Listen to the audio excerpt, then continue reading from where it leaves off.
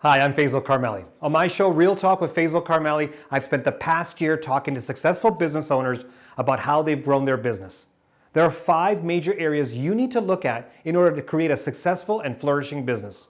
I call them the 5 Ps: people, product, process, passion, and get paid. We've learned so much about these areas from business owners in the past year that we've collected our favorite pieces of advice in this video to start off the year right. Plus, we have a few bonus clips that will show you what happens when everything doesn't go quite to plan. But first, make sure you subscribe and hit the bell to get notification every time we have more great business content available for you. Let's get started. If you want to start a business, stop talking about it and just do it. Focus on the fundamentals first and then have a team to execute on that vision. Earn it, don't expect it. It just doesn't happen overnight. What's that makeup of that entrepreneur that starts from a basement all the way up to a major firm? I would say passion. Entrepreneurs are wired differently, and it's really hard to describe how they're wired differently, but I think it goes back to they believe in themselves, and they have a vision of where they want to achieve, and which gets down to, I think a lot of entrepreneurs, most of them, are very goal-driven. If I can get this going to a point where we're in X amount of stores, we have this kind of online sales, then I would be able to start another creative business. And my original concept was to have 5 or 6 creative companies that would sustain my livelihood. So live off the proceeds of my imagination is what I was going for. Love it. All I could focus on was my business. This was what I did for fun. This was my hobby. This is what I loved to do. It gave me energy, so it didn't seem like a sacrifice at the time because I was just having so much fun. It's like a giant puzzle in front of you. You have all the pieces and you just got to figure out how they all fit. I figured that I would just get this business up and running. And if I didn't put 1,000% into it, it would never get done. And that's why you quit your job. Yeah. If you really feel strongly about something, I think that you should go for it. When you're doing something you love, you just put in so much of your heart and soul into it that it's bound to do well. And if it doesn't, there's a pathway that it's creating for something else to happen. Why get to 15? Why continue to work as hard as you are, harder than I was 5 years ago when we were paid off, 5 clinics, everything was going really well, And it's because of impact, and it's because of what you can do with that. We talk about purpose and profit, and you can make money, but if that money doesn't turn into what your purpose actually is, then what's it for? I started to find other people that were in the same position, that were really passionate, excited about something, that they wanted to grow.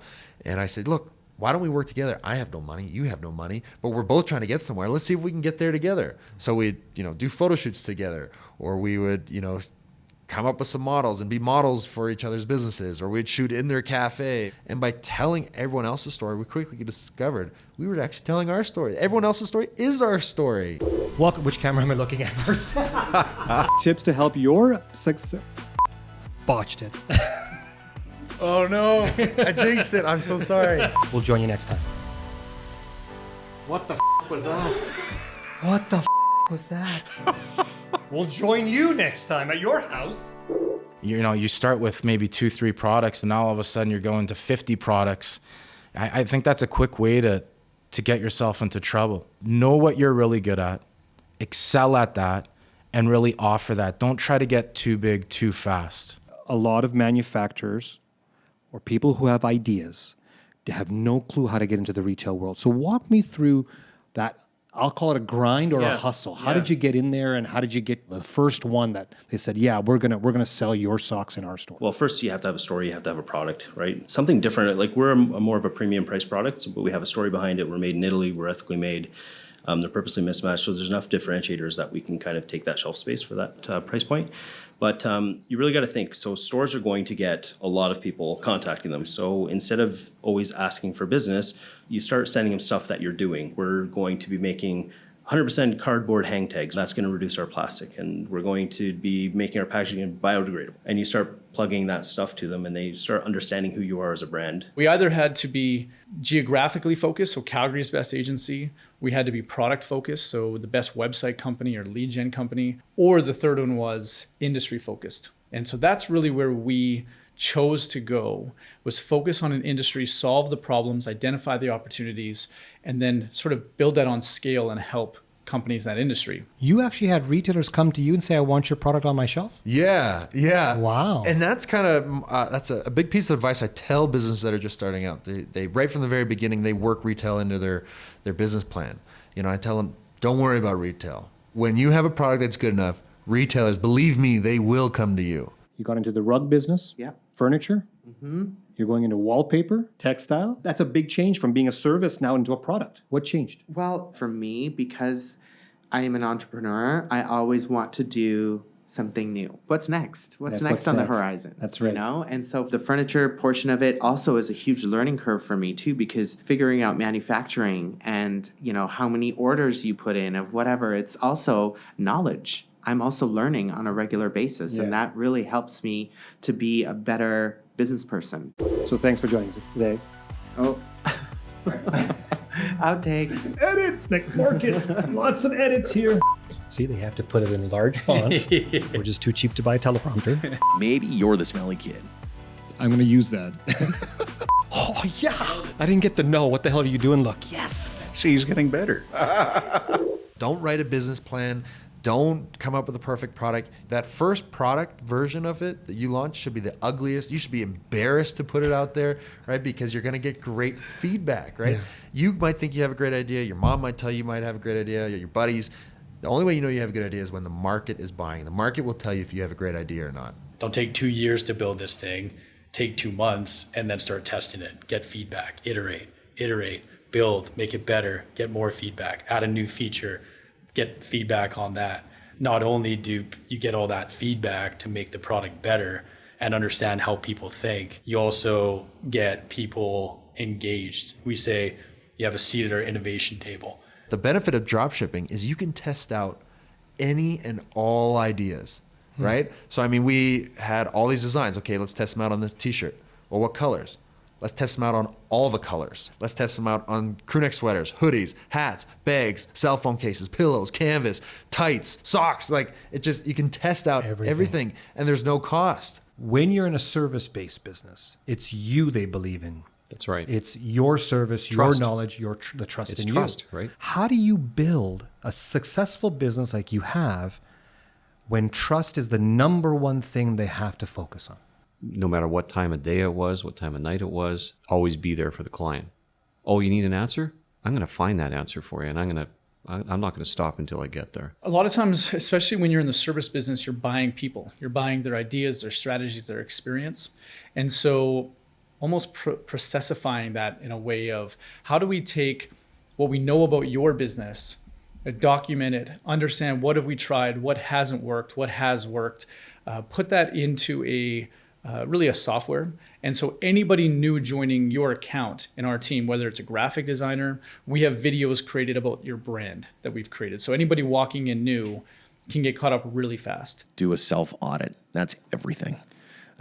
Whether it is the number of employees you have, whether it's your bottom line, whether it's your goals and aspirations, just take a step back and go, what do I have and what do I need? What do I want?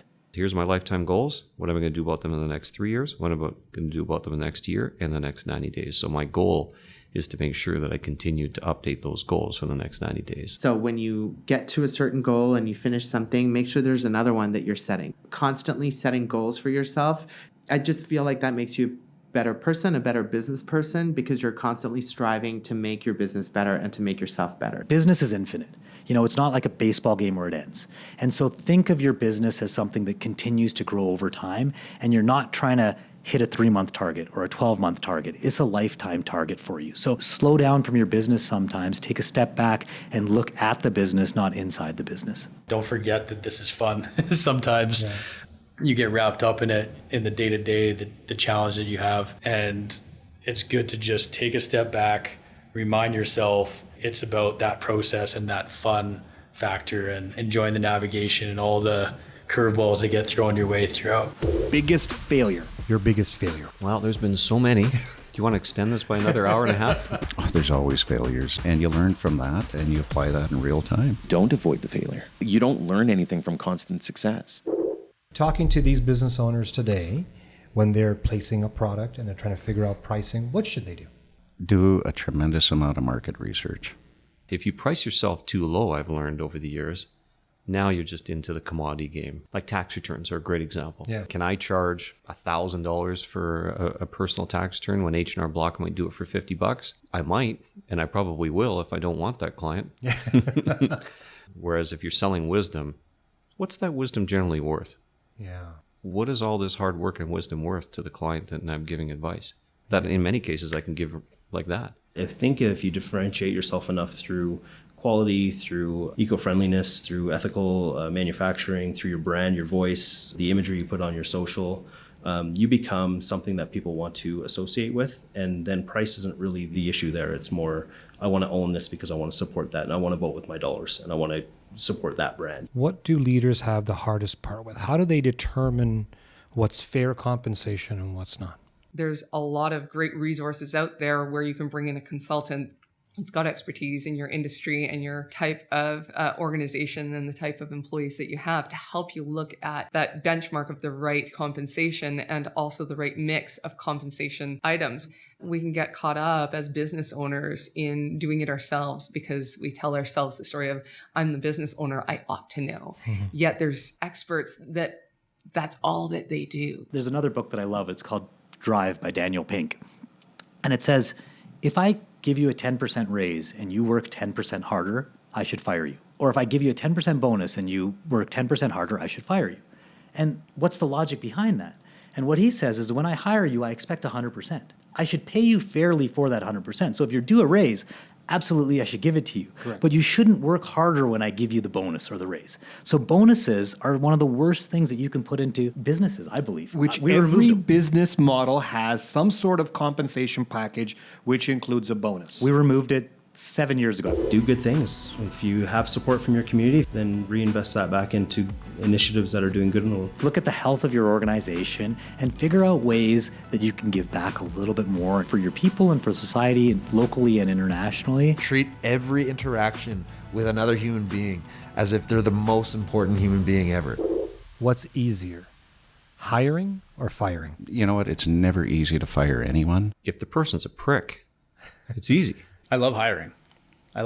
Number one metrics of success is, do people want to actually work for you? Hire earlier than you think you need to. Have that faith and confidence that you've been growing, you're going to continue to grow. Hire people that are good at the things that you're not good at.